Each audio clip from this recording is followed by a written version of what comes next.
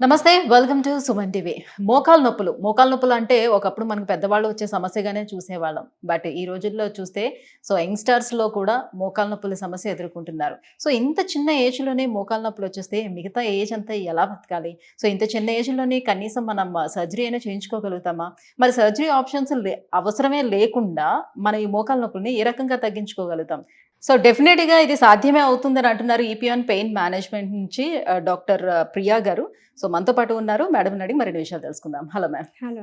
Ma'am, ఇప్పుడు మోకాలు నొప్పులు అని అంటే డెఫినెట్‌గా మనకి ఒక 50 ఇయర్స్ అబోవ్ ఉండే వాళ్ళకి వచ్చేది. అది అసలు మనకు సంబంధించినటువంటి జబ్బే కాదు అని అనుకునేవాళ్ళం ఒకప్పుడు. బట్ ఇప్పుడు చూస్తే 25, 30 ఇయర్స్ నుంచే స్టార్ట్ అయిపోతుంది.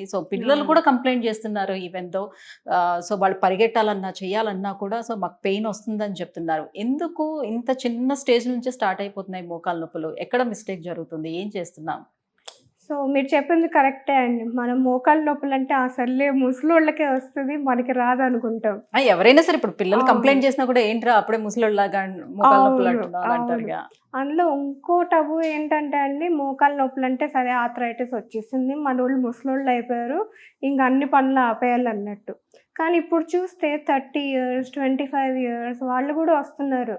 అది కూడా సరే 1 వీక్ నుంచి నొప్పొస్తుందనుకుందాం, ఏమన్నా కింద పడినాక నొప్పొచ్చిందనుకుందాం. కానీ వీళ్ళకి ఆల్మోస్ట్ 2, 3 ఇయర్స్ నుంచి నొప్పుంది మేడం అనుకుంటూ వస్తున్నారు.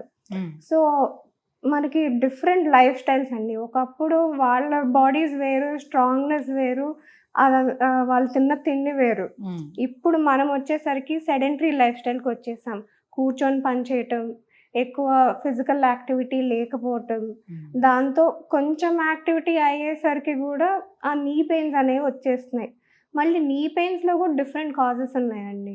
ఆర్థరైటిస్ అనే కాదు, మెనిస్కస్ టేరు, లేకపోతే లిగమెంట్ స్ట్రెయిను, అదర్‌వైజ్ పటెల్లాకి, మన ఫీమర్‌కి మోకాల్లో మధ్యలో గుజ్జు ఉంటది. అది అరగటాల వల్లేమో. ఈ మల్టిపుల్ రీజన్స్ ఉంటాయి. కానీ ఇప్పుడు యంగ్‌స్టర్స్ మాకు యాక్టివిటీ కూడా చాలా ఎక్కువ ఉంది. మేము యాక్టివిటీ చేస్తున్నాం, జిమ్‌లకి వెళ్తున్నాము, అక్కడ కూడా మంచిగా యాక్టివిటీ చేస్తున్నాము. అయినప్పటికీ మాకు పెయిన్స్ వస్తున్నాయి అని కంప్లెయింట్ చేస్తున్నారు. అట్ ద సేమ్ టైమ్ ఏంటంటే ఇదే యంగ్‌స్టర్స్ ఇప్పుడు ఈ మధ్యన లాగ్స్ చేయటానికి చాలా మంది సైక్లింగ్ చేసుకుంటూ సైకిల్ మీద చాలా దేశాలు తిరిగి రావటం. ఇలాంటి ప్యాషన్స్ కొంతమందికి ఉంటాయి కదా. ఇలాంటివన్నీ ట్రెక్కింగ్ చేయడానికి వెళ్తూ ఉన్నారు. ఇవన్నీ కూడా ఎంతవరకు అంటే వాళ్ళు అనుకుంటూ ఉంటారు. మేము చాలా ఎనర్జిటిక్‌గా ఉన్నట్టు, ఎందుకంటే ఇంత కష్టపడుతున్నాం, ఇంత యాక్టివిటీ చేస్తున్నాం కాబట్టి అని. ఇది కరెక్ట్ ప్రొసీజర్ అని కాదా?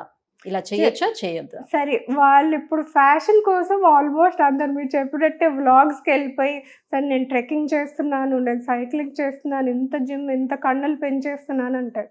బట్ వాళ్ళు ప్రొఫెషనల్స్ అయితే ఓకే. ఒక లిమిట్ వరకు ఓకే అండి. సైక్లింగ్ సరే రోజుకో హాఫ్ అన్ అవర్ వెళ్తున్నారు, పర్వాలేదు.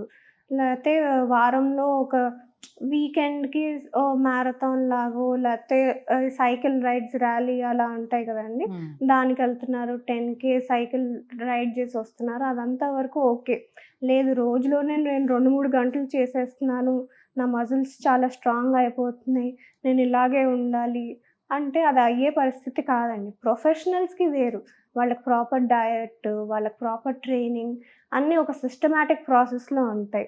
ఇప్పుడు సడెన్‌గా ఈరోజెళ్ళి 10 కిలోమీటర్లు పరిగెత్తేసి వచ్చేసాను అంటే అది ఇంకా మీకున్న డ్యామేజ్‌కి కాస్ట్ చేస్తుంది గానీ, మిమ్మల్ని హెల్తీగా ఉండటానికైతే హెల్ప్ చేయదు. అంటే ఇప్పుడు వినగానే చాలా మందికి వచ్చే డౌట్ ఉంటుంది. ఇంతకు ముందు అసలు ఈ బైక్స్ అవి ఉండేవి కాదు కాబట్టి, కార్స్ ఇలాంటివి ఉండేవి కాదు. ఇప్పుడంటే అందరికి చాలా సుఖం పెరిగిపోయింది. బట్ అప్పుడంతా సైకిలే ఉండేది కదా. ఎన్నో కిలోమీటర్లు సైకిలే దొక్కుని వెళ్ళేవారు కదా. వాళ్ళు పేరెంట్సే చెప్పేవాళ్ళు, మేము స్కూల్‌కి సైకిల్‌లో ఇలా 20 కిలోమీటర్లు, 30 కిలోమీటర్లు వెళ్ళేవాళ్ళు. బట్ అది టోటలీ డిఫరెంట్ అండి. అంటే అప్పుడు వాళ్ళు తీసుకునే ఫుడ్ కానివ్వండి, ప్రోటీన్ కానివ్వండి, వాళ్ళ బ్యాలెన్స్డ్ డైట్ ఉండేది. ఇప్పుడు నేను సాయంత్రం వచ్చి పిజ్జా, పాస్తా తింటాను, పొద్దున్నే వెళ్ళి అది కరగటానికి 10 కిలోమీటర్లు వాక్ చేస్తానంటే అది అయ్యే పరిస్థితి కాదు.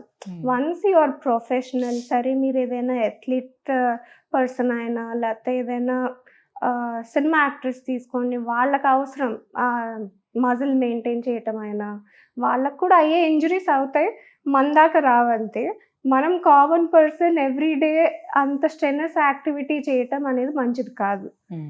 సో గతంలో మాదిరిగా ఇప్పుడు 10 కిలోమీటర్లు 20 కిలోమీటర్లు మనం సైక్లింగ్ చేస్తామంటే ఇప్పుడు ఉన్న స్టేజ్ అసలు అదే సెట్ అదే కాదు అని పరిస్థితి అంటున్నారు. కాదు. అట్ ద సేమ్ టైం గతంలో మాదిరిగానే ఇప్పుడు కూడా ఇంటి చిట్కాలు, ఇప్పుడు మోకాళ్ళు అరిగిపోయాయి, సో గుజ్జు లేదు అని అనగానే సో ఇంటి చిట్కాలు కానివ్వండి, లేకపోతే ఆయుర్వేదిక్ ట్రీట్మెంట్ అని చింతగింజలు కానివ్వండి, జీడి గింజలు, ఇట్లా చాలా రకాల ట్రీట్మెంట్స్ వాళ్ళు Yes. ముందు అవన్నీ కూడా ట్రై చేసి ఆ తర్వాత అది సక్సెస్ కాకపోతే దెన్ మీ అవును. దగ్గరికి రావడం అనేది జరుగుతుంటుంది కదా. నిజంగా అవన్నీ కూడా సక్సెస్ అవుతాయా?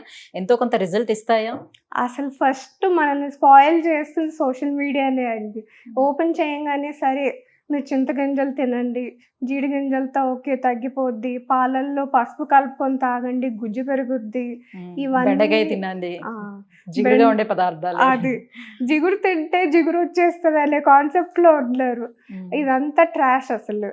సో మనం యాక్చువల్లీ చూడాల్సింది ఏంటంటే, సరే నొప్పి మొదలైంది, దానికి తగ్గ ప్రికాషన్స్ ఏంటి, ఫస్ట్ దగ్గరలో ఉన్న డాక్టర్ దగ్గరికి వెళ్తే వాళ్ళు ఎలాంటి ఫుడ్ తీసుకోవాలి, ఏం ప్రికాషన్స్ చేయాలి, ఎలాంటి ఎక్సర్సైజ్ చేయాలి, లేకపోతే ఇంకా సివియర్గా ఉంటే నెక్స్ట్ ప్రొసీజర్ ఏంటి, ఏమేమి ట్రీట్మెంట్లు ఉంటాయి అనేది తెలుసుకోవచ్చు. లేదు వాట్సాప్లో వాళ్ళు ఫార్వర్డ్ చేసేసారు, అమ్మో ఇది తింటే పెరిగిపోద్ది అన్న కాన్సెప్ట్లోకి వచ్చేసారు. కానీ మనం ఎక్కువ డిలే చేసే కొద్దీ ఆ ఉన్న డ్యామేజ్ కాస్త ఎక్కువ అవుతూనే ఉంటుందండి. సో లాస్ట్కి వచ్చేసరికి ఇంకా అసలు ఆల్మోస్ట్ నడవలేని పరిస్థితి, అదర్వైజ్ మెట్లు ఎక్కటానికి కింద కూర్చోవటానికి ఇబ్బంది పడే పరిస్థితికి వస్తారు. అలాంటి టైం కంటే మనం స్టార్టింగ్ స్టేజ్లోనే ఉన్నప్పుడు దానికి తగ్గ ప్రికాషన్ ట్రీట్మెంట్ తీసుకోవటం చాలా మేలు చేస్తుంది. మోకాలు నొప్పులు వస్తున్నాయంటే కేవలం అరుగుదల, గుజ్జు లేకపోవడం ఒకటే కారణం ఉంటుందా? ఇంకా ఇతర కారణాలు ఏమైనా ఉన్నాయా? సో మల్టిపుల్ రీజన్స్ అండి. ఐదర్ మజిల్ స్ట్రెయిన్ అవ్వచ్చు, లిగమెంట్ స్ట్రెయిన్ అవ్వచ్చు, మెనిస్కస్ అనేది ఉంటుంది, మెనిస్కస్ టేర్ అయినా స్ట్రెయిన్ అయినా అవ్వచ్చు, లేకపోతే డైరెక్ట్ గుజ్జు అనేది కూడా అరగచ్చు. గుజ్జు కూడా 2 చోట్ల ఉంటుందండి మనకి. ముందు గిల్లక అంటాం చూడండి, ఆ గిల్లకకి మన మోకాలున్న బోన్స్కి మధ్యలో గుజ్జు ఉంటుంది, లేకపోతే మోకాల్లో పైన కింద ఎముకల మధ్యలో కూడా గుజ్జు ఉంటుంది. సో రెండిట్లో కూడా అరుగుదల వల్ల నొప్పి రావచ్చు. సో ఇది కాక మోకాల్లో నీరు రావటం వల్ల రావచ్చు. ఇదంతా మనం స్కానింగ్లో చేసి తర్వాత మీకు ఎప్పటి నుంచి మొదలైంది, ఏది చేస్తే ఎక్కువైంది, ఎలా ఉంటే బెటర్ అవుతుంది అని అసెస్ చేసి దాన్ని బట్టి నెక్స్ట్ ఏం చేయాలో చెప్తాం. సో ఇప్పుడు కార్టిలేజ్ ప్రాబ్లం ఉన్నా, లేకపోతే లిగమెంట్స్ ప్రాబ్లం ఉన్నా, ఏ ఇష్యూ ఉన్నా కూడా పెయిన్ మేనేజ్మెంట్తో దాన్ని క్యూర్ చేసుకోవడానికి ఎంతవరకు ఛాన్స్ ఉంటుంది? బేసికల్ వీఆర్ హ్యావింగ్ 95% క్యూర్ అండి. సో మనం చేసేది ఏంటంటే ఉన్న డ్యామేజ్కి వీఆర్ గివింగ్ పిఆర్పి అండి.